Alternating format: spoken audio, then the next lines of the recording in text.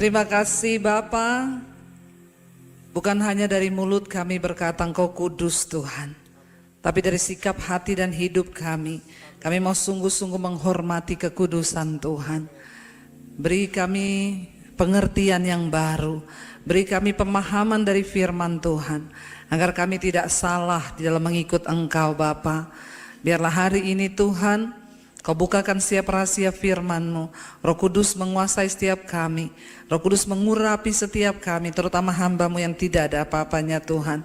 Berbicara bagi kami, karena firman Tuhan sanggup mengubah hidup kami. Di dalam nama Tuhan kami Yesus Kristus, kami buka hati bagi firman Tuhan. Yang percaya Tuhan di tengah kita, memberkati kita. Mari katakan bersama, amin, amin. Silakan duduk Bapak Ibu, shalom. Bagaimana kabarnya hari ini? Luar biasa, tema firman Tuhan hari ini adalah hidup ya dalam kekudusan seperti Kristus hidup. Karena tema besar bulan ini adalah hidup meneladani Tuhan Yesus. Kita dipanggil menjadi orang Kristen. Kristen itu artinya apa? Teladan Kristus. Jadi kalau kita menyebut diri Kristen, berarti hidup kita meneladani Kristus ya. Harus mengerti dulu, Kristen itu artinya ya pengikut Kristus, meneladani Kristus ya. Kalau hidup kita tidak sama seperti Yesus hidup, maka ya mungkin kita Kristen ilegal. Yang Kristen agamanya tapi namanya belum terdaftar di dalam kerajaan Allah ya. Dan hari ini kita akan belajar saudara, kenapa kita harus hidup dalam kekudusan seperti Kristus hidup. Karena Alkitab berkata bahwa Tuhan itu Tuhan yang kudus. Allah itu kudus. Kuduslah kamu sebab tanpa kekudusan kamu tidak akan melihat Tuhan. Dari zaman perjanjian lama, betapa rindunya orang Israel itu melihat Tuhan. Zaman Musa itu rindu melihat Tuhan dengan matanya. Tapi Tuhan bilang kamu gak akan bisa melihat aku. Ketika di Gunung Sinai Tuhan berkata aku akan lewat, tapi kamu tidak bisa melihat aku, hanya belakangku saja. Belakang di sini bukan berarti oh Tuhan itu ada belakangnya, punggungnya kita lihat. Ya belakang di sini artinya hanya sebagian kecil ya yang Musa bisa melihat kemuliaan Tuhan itu. Karena Tuhan berkata tidak ada seorang pun yang bisa berdiri tahan di depan kekudusan Tuhan. Ketika Musa membawa bangsa Israel keluar dari tanah perbudakan di Mesir disuruh oleh Tuhan. Musa berkata, Tuhan pastikan bahwa engkau bersama-sama dengan kami. Tuhan bilang aku tidak bisa sama-sama dengan kamu. Tapi malaikatku aku beri menyertai kamu. Lalu Musa bilang kenapa Tuhan? Ya aku tidak akan berjalan kalau Tuhan gak pimpin. Tuhan bilang karena kalau aku berjalan sedetik saja di tengah-tengahmu, maka kamu pasti akan mati. Kenapa mati? Karena Tuhan bilang kamu ini bangsa yang keras kepala, tidak mau bertobat. Dosa itu akan membinasakan kita. Kekudusan Tuhan gak bisa ketemu dengan dosa. Iya, makanya saudara kita yang mengaku percaya Yesus, jangankan didengar Tuhan doa kita. Kita ketemu Tuhan aja enggak bisa kalau ada dosa. Walaupun saudara pede berkata, oh saya doa puasa, saya ini punya titel, saya pelayanan, saya khotbah, saya pemain musik, saya WL hebat. Kalau ada dosa, kita nggak akan pernah bisa mengalami kemuliaan Tuhan. Tuhan bilang orang yang tidak hidup kudus ya, kenapa saudara? Kalau kuduslah kamu sebab tanpa kekudusan tidak ada seorang pun yang bisa melihat Tuhan. Jadi kekudusan itu syarat, bukan pilihan. Tapi syarat sebagai orang percaya. Ya, hari-hari ini kekudusan itu dibahas sudah jarang. Soalnya kalau orang bahas kekudusan, apalagi jemaat sekarang, itu loh kekudusan terus sok rohani. Ya, untuk masuk surga nggak bisa sok rohani, harus memang rohani. Kalau rohana nggak bisa. Ya, rohani bukan sok rohani, bukan. Ya, itu pendeta Debbie itu pendeta hukum Taurat, apa-apa enggak boleh. Karena apa-apa harus kudus. Loh, saudara pikir ya surga itu enggak main-main, saudara. Nanti saya akan bahas semuanya. Kenapa kita harus hidup kudus? Yang pertama karena Tuhan itu Tuhan yang kudus. Ya, dan Dia akan datang menjemput umatnya yang kudus. Kalau enggak kudus, yang enggak bisa ketemu, salah server. Orang kalau salah server nggak bisa nyambung, amin apa amin? Ya apalagi sama Tuhan. Yuk kita buka bersama 1 Petrus pasal yang pertama, ayat 13 sampai ayat yang ke-17. Apa yang harus kita lakukan saudara untuk mempersiapkan hidup dalam kekudusan? Baca bersama 1, 2, 3. Sebab itu apa?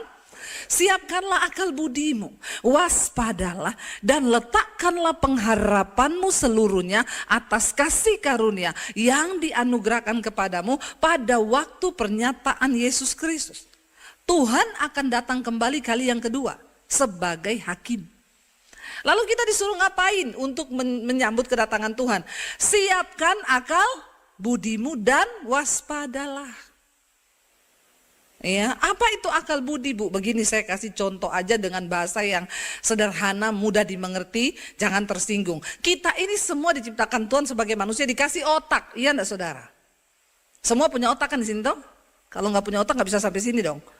Ya, tapi ada orang yang pakai otaknya itu untuk memikirkan hal-hal yang jahat. Ya, itu bukan akal budi, itu akal bulus. Kalau akal budi itu otak dipakai mikir hal-hal yang baik.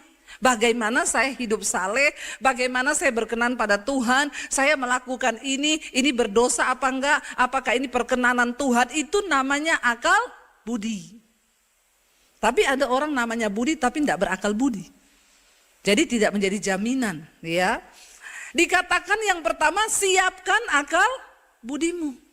Ayo saudara. Orang Kristen, ayo pakai otak kita ini untuk bisa menghasilkan akal budi, kebijaksanaan, hikmat.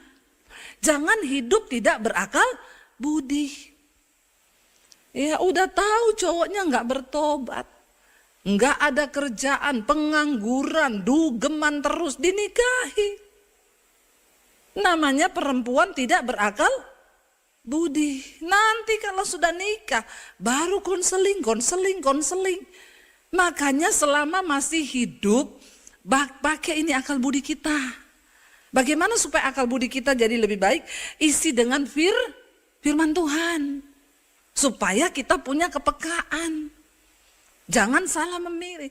Yang laki-laki udah tahu cewek sukanya dugem, sukanya di night club, dinikahi. Ya sudah bisa terbayangkanlah nanti rumah tanggamu seperti apa jadinya. Ayo pakai akal budi. Di dalam hidup ini kita harus berjalan dengan akal budi dan waspada. Karena menjelang waktu kedatangan Tuhan akan banyak penyesatan dan banyak yang tersesat. Banyak yang akan tinggalkan Tuhan Yesus. Itu sudah terjadi. Lalu yang berikutnya dikatakan di sana apa? Kita baca ayat yang ke-14 saudara. Firman Tuhan berkata, hiduplah apa? Sebagai anak-anak yang taat. Dan jangan turuti hawa nafsu yang menguasai kamu pada waktu kebodohanmu. Orang yang sudah mengalami Kristus akan berkata, aku ini dulu bodoh. Atau masih ada yang sampai sekarang bodoh? Ya, semua orang yang ketemu Tuhan Yesus akan berkata, saya waktu ketemu Tuhan satu yang saya sesali saudara. Kenapa enggak dari dulu aku ketemu Tuhan Yesus? Supaya aku enggak menghabiskan waktu-waktuku dulu itu banyak untuk hal-hal yang bodoh, sia-sia.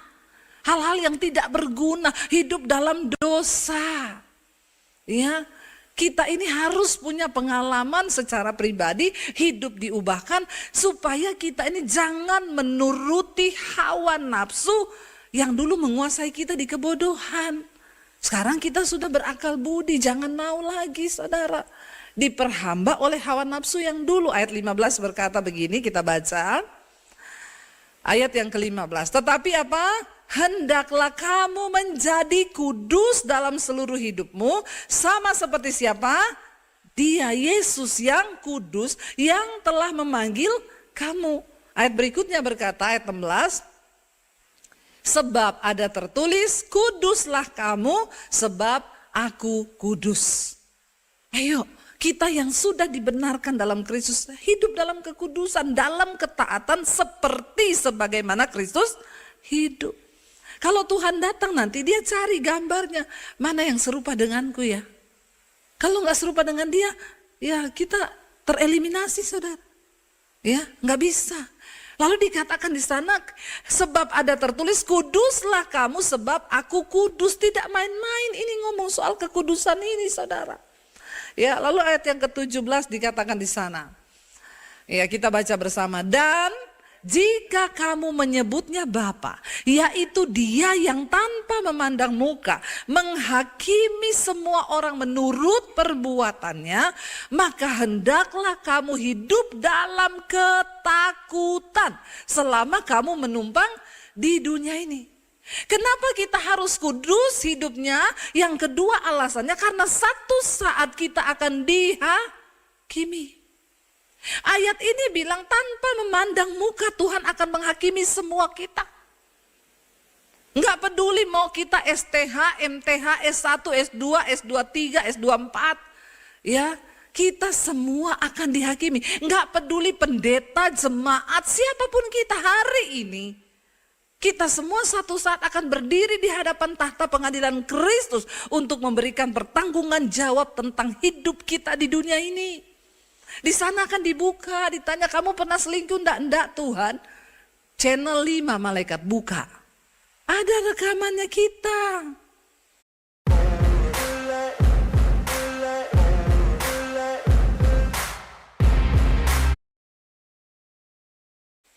Karena Alkitab berkata, mata Tuhan menjelajah ke seluruh bumi untuk melihat orang baik dan orang jahat. Supaya apa? Kemudian dia akan datang sebagai hakim dan memberikan pertanggungan jawab, memberi upah kepada semua orang sesuai dengan perbuatannya. Itu akan kita alami nanti. Tuhan akan datang sebagai hakim. Makanya selama kita menumpang di dunia ini, kita harus hidup dalam apa? Ketakutan. Ketakutan apa? Takut akan Tuhan. Tuhan tahu semua, pernah nyolong enggak, pernah nyuri enggak, pernah ini enggak, tahu. Suami-suami apa yang istrimu enggak tahu, semua akan terbuka. Apa yang kau sembunyikan di HP-mu yang istrimu tidak tahu, Tuhan akan buka. Istri-istri apa yang kau sembunyikan dari suamimu akan terbuka. Anak-anak yang kau sembunyikan dari orang tuamu akan terbuka. Kenapa kita harus hidup dalam ketakutan? Karena Tuhan akan menghakimi kita semua orang menurut perbuatannya tanpa memandang muka. Bayangkan saudara, kalau orang itu mau dihakimi. Misalnya ya ada satu orang dibilang disurati kamu dipanggil KPK. Nanti seminggu lagi kamu akan dihakimi. Itu orang kira-kira pergi hura-hura, jalan-jalan, senang-senang. Kagak, orang kalau tahu mau dihakimi kayak apa saudara? Ketakutan saudara. Apalagi kalau ada dosa ya toh. Iya enggak Pak pengacara ya? Nah, iya saudara ya. Ada dosa mau dihakimi. Gemeteran dia enggak bisa tidur. Ya. Makanya kita harus hidup dalam ketakutan. Takut dosa. Takut Tuhan. Ya. Berantem sama suami. Aduh Tuhan aku nih.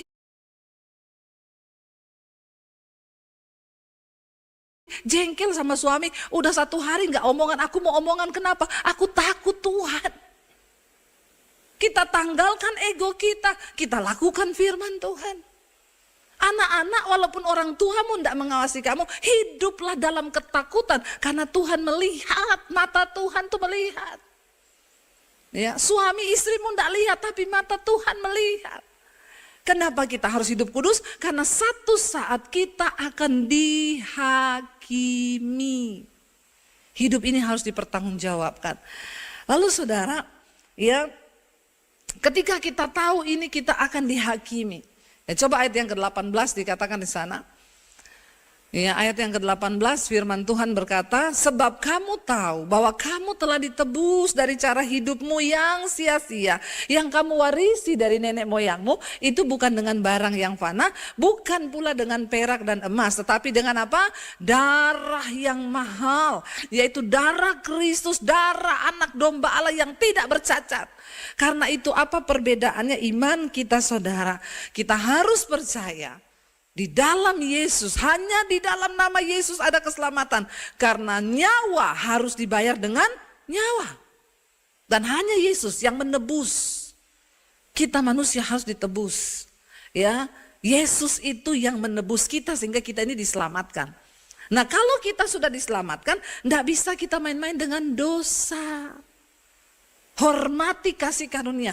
Lalu sekarang kita bicara, Tuhan akan datang sebagai hakim dan dia akan menjemput setiap kita, saudara, umat kesayangannya. Prediksi tentang kiamat mulai bermunculan.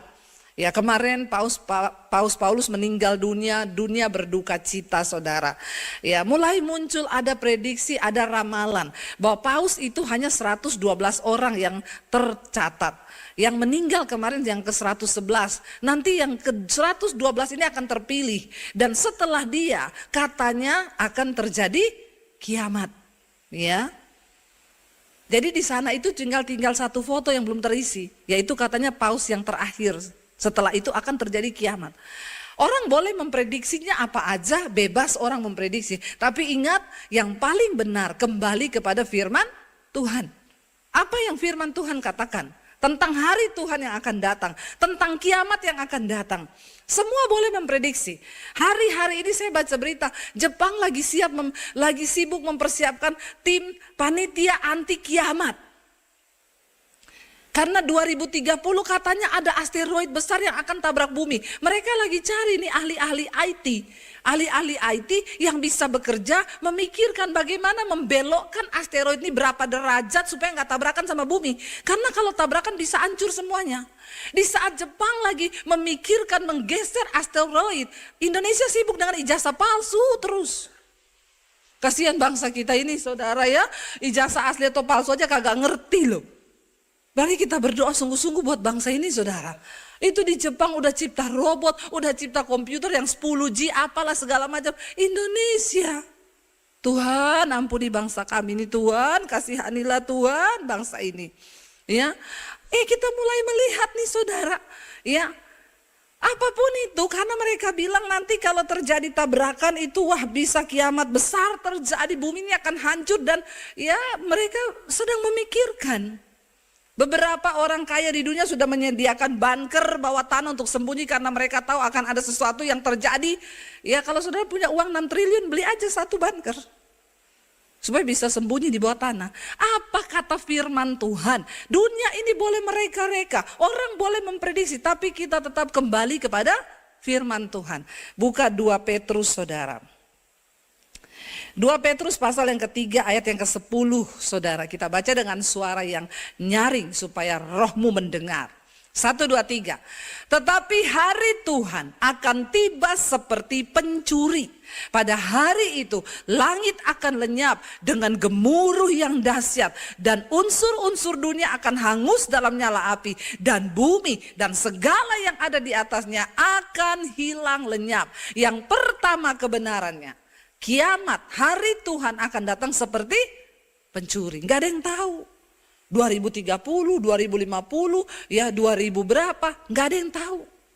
Ya, cuma Tuhan kasih tahu bocorannya seperti pencuri dia akan datang. Bisa jadi nanti malam. Tapi saya pikir-pikir kalau asteroid tabrakan sama bumi, ya bisa juga ini terjadi. Pada hari itu langit akan lenyap dengan gemuruh yang dahsyat. Dan unsur-unsur dunia ini akan hangus dalam nyala api. Dan bumi dan segala di atasnya akan hilang lenyap. Termasuk yang dalam bunker. Ya, terbakar meledak ini bumi. Itu melebihi gempa bumi kekuatan berapa skala Richter pun lewat saudara. Karena langsung begitu terjadi itu. Langsung ledakan yang hebat. Unsur-unsur dunia hangus semuanya dalam nyala api. Semua lenyap. Nah kalau kita tahu saudara Alkitab memberi gambaran tentang kiamat itu akan terjadi seperti ini. Terus apa yang kita lakukan? Beli emas batangan, Bu. Mas naik terus ini, ya. Yang turun cuma Mas Daniel ini, ya. Antam kosong, gak ada barang. Ndak apa-apa kalau punya duit daripada nganggur, beli aja ndak apa-apa. Tapi fokus kita bukan di situ. Amin. Fokus kita ya tetap hidup seperti biasanya, tapi poin utamanya kejar perkenanan Tuhan. Apa yang harus kita lakukan waktu kita tahu semua akan hangus? Ya, ibu-ibu yang suka beli tas-tas yang miliar-miliar, stop, karena akan nyala api membakarnya semua itu. Amin, ibu-ibu. Bertobat, ya. Dah, kita sekarang fokus pada pekerjaan Tuhan, fokus pada hidup berdampak bagi banyak orang. Amin. Ya, supaya kalau Tuhan datang kita nih siap. Akan hangus semuanya dalam nyala api. Apa yang mesti kita lakukan? Ayat 11 berkata begini, Tuhan tuh selalu kasih tahu, kasih cara. Baca sama-sama. Jadi jika segala sesuatu ini akan hancur secara demikian, apa? Betapa suci dan salehnya kamu harus hidup. Kalau kita tahu semua akan hancur begitu, betapa kudus dan salehnya kita harus hidup. Kejar kekudusan. Kejar hidup yang saleh. Kalau punya kepahitan hari ini pulang berdamai dengan mertua, amin. Beli durian kirim ke rumah mertua, toh? Tapi bisa tersinggung juga dia, kenapa dia kirim duri-duri ke saya ya? Kalau saudara lagi marahan dengan kakak ipar, berdamai.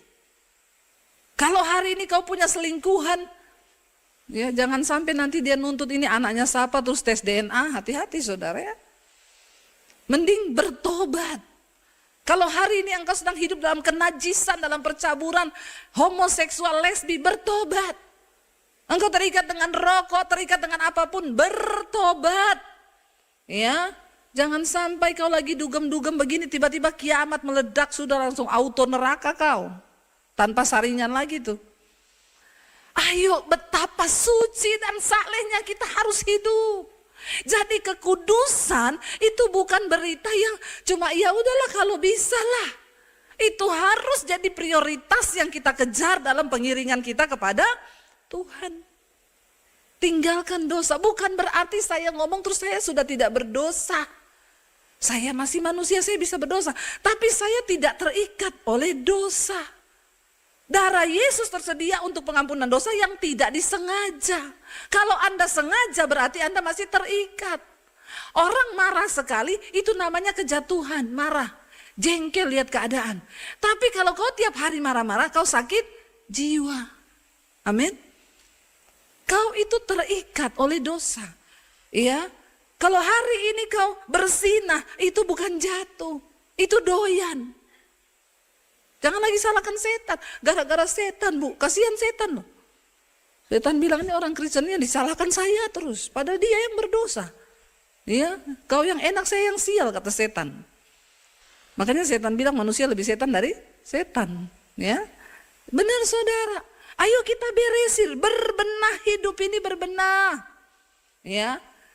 Kita juga tidak tahu kapan kita mati, itu kiamat kecil bagi masing-masing kita. Tapi Alkitab bilang, kalau kamu tahu bahwa segala sesuatu ini akan hancur secara demikian, betapa suci dan salehnya kamu harus hidup.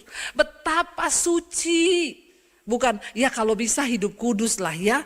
No, betapa suci dan salehnya kamu harus hidup. Ayat yang berikutnya berkata saudara, ayat 12 kita baca, yaitu siapa? Kamu yang menantikan dan mempercepat kedatangan hari Allah. Diulangi lagi apa? Pada hari itu langit akan binasa dalam api dan unsur-unsur dunia akan hancur karena nyalanya. Aduh, kalau saya membayang-bayangkan itu mengerikan saudara. Itu pasti mengerikan sekali. Tapi itu akan terjadi. Itu akan terjadi. Mari kita mulai siapkan hidup kita sekarang. Kita ini orang kudus, anak-anak Tuhan adalah orang-orang yang mempercepat waktu kedatangan Tuhan. Kenapa? Alkitab berkata karena kalau tidak dipercepat tidak ada seorang pun yang selamat. Dunia ini makin hancur. Dunia ini terus berusaha menggilas kita, membawa kita jauh dari Tuhan. Makanya saudara, dunia gak pernah tunggu kau berubah. Kau mau berubah atau tidak, dia terus menggilas kita. Tapi Yesus berkata, ada satu hal yang bisa mengalahkan dunia ini, yaitu apa? Iman kita. Tapi iman yang seperti apa? Iman yang hidup, yang sungguh-sungguh berjalan di dalam kekudusan. Dan apa janji Tuhan bagi setiap kita? Kalau kita mau sungguh-sungguh terus bertahan di dalam kekudusan, walaupun diejek, kamu ndak merokok, kamu ndak ini, ya sok suci, sok kudus, biarin. Ya, kita punya komitmen dan prinsip, aku akan tetap berjalan di dalam kekudusan. Orang mau ngomong apa, biarin. Ya, aku tetap mau menyenangkan hati Tuhan. Saudara, kalau kita sungguh-sungguh mencari Tuhan seperti itu, kita tidak perlu takut dengan semua yang akan terjadi. Satu hal janji Tuhan, Tuhan itu memberitahu jalannya, memberitahu caranya, dan memberi janji. Kalau kamu nurut, ini yang akan terjadi. Kita baca ayat yang ke-13, saudara, firman Tuhan berkata di sana, tetapi Permisi.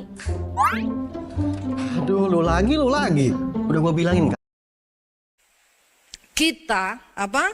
Langit yang baru dan bumi yang baru, di mana terdapat kebenaran. Bumi yang sekarang sudah rusak oleh dosa. Hari ini kita semua menantikan langit yang baru, bumi yang baru, yang bersih, tidak ada dosa, dan di sana hanya terdapat kebenaran. Alkitab berkata, saudara, doktrin yang dipercaya sampai hari ini, sebelum semua itu terjadi, kita akan mengalami pengangkatan terlebih dahulu. Orang yang hidup dalam kekudusan akan diangkat Tuhan. Itu namanya rapture. Yang mati di dalam Tuhan, mereka dibangkitkan dari kuburan. Ya, hari ini sorga masih kosong, neraka masih kosong. Karena kita belum diadili, orang mati belum diadili. Mereka masih ditampung di satu tempat penampungan sementara. Ya, tapi hari-hari ini yang hidup dalam dosa sudah merasakan juga ya siksaan. Yang hidup di dalam Tuhan, mereka sudah juga mengalami seperti suasana sorga. Makanya banyak orang yang pernah mati cerita, saya lihat tante saya itu yang sudah mati, dia nyanyi-nyanyi di sana, dia sukacita. Ya memang itu begitu. Tapi belum ada yang dihakimi. Tunggu nanti sangkakala terakhir berbunyi. Ya, lalu Tuhan Yesus datang, orang yang mati dalam Kristus lebih dulu dibangkitkan. Lalu setelah itu orang yang tidak sungguh-sungguh dengan Kristus, yang tidak percaya, yang tidak sungguh-sungguh menghormati darah perjanjian, itu dibangkitkan juga untuk menerima penghakiman. Itu namanya penghakiman terakhir. Ya, jadi saudara, hati-hati ya. Kita akan mengalami kematian kekal kalau kita nggak bertobat. Lalu di sanalah saudara, Yesus berkata, disitulah akan terdapat ratapan dan kertakan gigi. Orang yang ikut Tuhan sungguh-sungguh dia masuk di dalam perjamuan kawin anak domba Allah bersama-sama dengan Tuhan Yesus. Tapi yang tidak, dia dilempar ke dalam neraka yang tidak akan pernah berhenti. Di sanalah kekal selama-lamanya. Putuskan hari ini. Apakah kita mau masuk dalam langit yang baru dan bumi yang baru? Tanggalkan semua dosa. Kalau hari-hari ini kita suka bohong, suka nipu, suka nyuri, suka berzina, suka judi, suka merokok, dugem, kepahitan, amarah, pokoknya apa yang dosa lah. Saya nggak perlu jabarkan di sini, saudara tahu satu-satu. Karena kita diberi roh yang sama untuk mengenal mana dosa, mana tidak. Orang percaya tahu membedakan. Tapi hari ini imanmu harus hidup supaya satu saat saya sampai hari ini terus berdoa, Tuhan jangan sampai ada anak-anakku, keluargaku yang tertinggal ketika hari itu datang. Aku rindu aku dan seluruh keluarga besarku boleh masuk di langit yang baru dan bumi yang baru. Dan kapan saatnya kita berdoa? Hari ini saudara. Mumpung masih hidup, dikasih waktu untuk berdoa. Bergumul sungguh-sungguh buat anak cucumu. Setiap hari pergumulan doa saya itu, Tuhan jangan ada dari anak-anakku, keluargaku yang tertinggal. Supaya kami boleh bersama-sama. Saya setiap malam sebelum tidur saudara, saya membayangkan kejadian itu. Bayangkan tiba-tiba langit ini lenyap dalam gemuruh dan nyala api yang begitu besar. Dan itu membuat saya hidup dalam takut akan Tuhan. Takut akan Tuhan. Orang yang terus hidup dalam dosa, mereka lupa saudara. Lupa untuk hidup takut akan Tuhan. Tiba-tiba hari itu datang seperti pencuri. Maka kebinasaan kekal yang akan kita alami nanti. Hari ini Tuhan berkata, jangan keraskan hatimu. Kalau engkau mendengarkan firman Tuhan, mari bertobat dan sungguh-sungguh datang pada Tuhan. Saya undang kita semua bangkit berdiri saudara. Kita mau katakan pujian, kudus, kuduslah. Kuduslah Tuhan Allah semesta alam. Kami datang Tuhan dalam hadirat-Mu berhiaskan kekudusan hari ini. Setiap kita diberi jubah yang putih saudara. Dan tugas kita menjaga jubah itu tetap putih. Di dalam darah anak domba dalam kitab Wahyu dikatakan. Orang-orang yang menjaga jubahnya tetap putih. Mereka akan dikumpulkan bersama-sama dengan Tuhan. Jubah putih bicara tentang kekudusan. Kita datang pada Tuhan dengan hiasan kekudusan. Itu yang paling menyenangkan Tuhan. Datang pada Tuhan hari ini saudara. Katakan kudus, kuduslah, kuduslah Tuhan. Allah semesta alam. Bawa penyembahanmu saudara. Kudus, kuduslah. Kuduslah Tuhan, Allah semesta alam. Kudus, kuduslah, kuduslah Tuhan. Surga bumi menyembah. Katakan dari awal, ku datang Tuhan. Ku datang Tuhan dalam hadirat-Mu, berhiaskan kekudusan. Amin.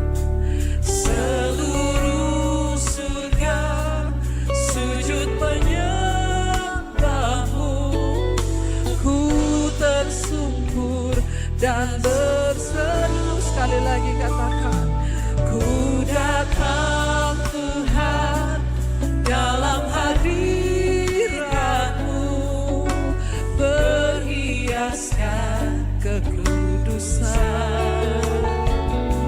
Seluruh surga sujud menyembah-Mu, ku tersungkur dan berseru. Kudus, kuduslah, kuduslah Tuhan, Allah semesta alam. Kudus, kuduslah, kuduslah Tuhan, surga bumi menyembah. Saudara katakan, kudus, kuduslah, kuduslah Tuhan, Allah semesta alam. Kudus, kuduslah, kuduslah Tuhan, surga bumi menyembah. Biar musik lakukan pujian ini, kita tundukkan kepala dalam hadirat Tuhan. Ketika Yohanes mendapat penglihatan di Pulau Patmos, dia melihat sekumpulan orang memakai jubah putih.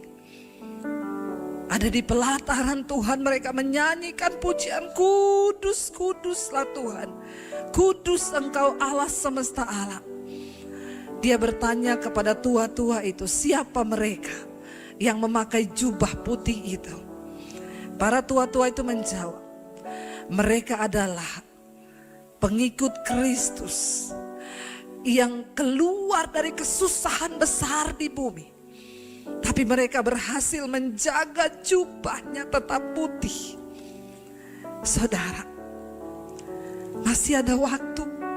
Untuk kita hari ini boleh datang dan berkata, Tuhan, kami ingin masuk dalam sekelompok orang yang akan berdiri di hadapan-Mu di surga yang mulia. Kami dan seisi keluarga kami, Tuhan. Kami berdoa tidak ada satu pun yang tertinggal dan binasa kekal. Karena itu ajar kami menghormati kekudusan Tuhan, meninggalkan semua dosa kami dan sungguh-sungguh hidup. Jika segala sesuatu itu akan hancur secara demikian, betapa suci dan salehnya kita harus hidup seperti Kristus hidup. Sekali lagi angkat tangan kita di hadapan Tuhan, kita mau menyembah dan berkata, kudus. Terimalah kiranya berkat, rahmat, anugerah dari Allah Bapa, cinta kasih dari Tuhan Yesus Kristus, penyertaan Allah Roh Kudus yang akan terus menyertai hidup kita.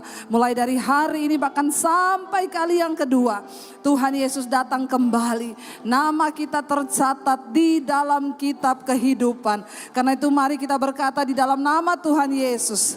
Katakan bersama. Kau yang pegang